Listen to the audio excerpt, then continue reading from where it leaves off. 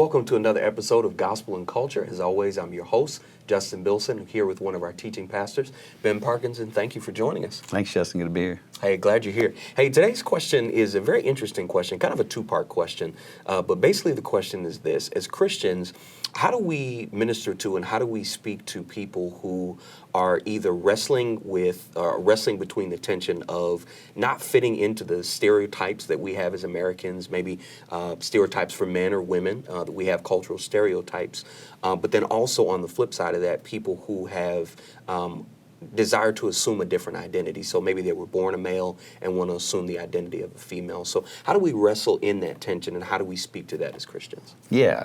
I think it's a great question. Because I do think at times historically in the church, especially in the American church, we've probably imposed 1950s Leave It to Beaver stereotypes on the Bible. And the Bible doesn't necessarily only talk about men and women in the ways that we may think about, the husband marching off to work and the wife staying home with the kids and cooking and all that kind of stuff. And so I do think at times people think, is that what the Bible means when it means, hey, God made male and female in his image, but he made them distinct and separate even though they're equal in value? I do think that we can free ourselves up from some of those stereotypes as Christians. If a woman loves football and hunting and whatever it is, there's nothing anti-biblical about that. If a guy loves to cook in the kitchen and loves fashion and whatever it is, there's nothing anti-biblical about that. So I do think we can free ourselves up from those things in a healthy way. I think at the same time, there are a couple of areas in which we do maybe struggle in an unhealthy way with it. One is sometimes we want to free ourselves up from those things because we think we need to do that in order to be attractive to the other gender. You need to ask yourself honestly, do I really love basketball and watching basketball, or am I just doing that because I want to be one of the guys because I think that's what guys are attracted to, is a girl that loves sports? If you love it, love it. If you don't, there's plenty of masculine guys that love feminine women that aren't. You don't have to be that in order to be something that you're not. So you need to be honest about who you are in the midst of even those kind of preferences.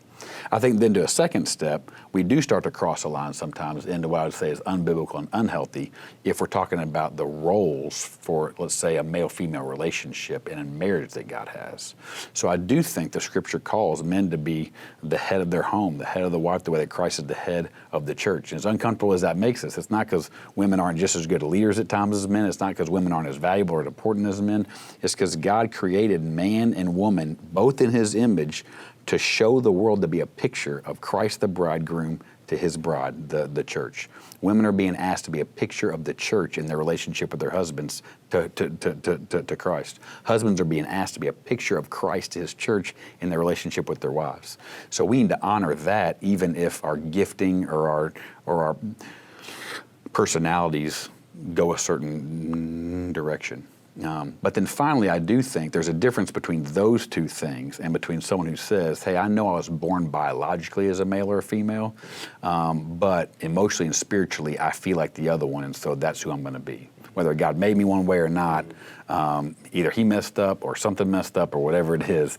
But even though my biology says I'm a male, I'm a female, and I'm going to identify as a female and act as a female and want to be a female and want to relate to the members of the opposite sex that way. I think that's where we are definitely crossing a biblical line to something unhealthy. It makes a lot of sense. Thanks for providing a real answer to a tough question. So we appreciate that. Yeah, definitely.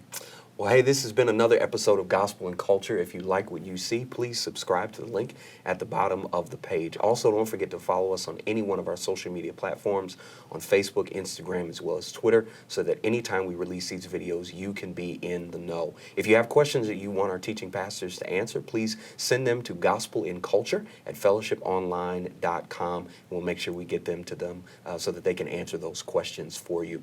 Hey, please don't forget to share these videos with family and friends. We want to reach as many people as we can for God's glory. Thanks again for watching Gospel and Culture. We'll see you next time.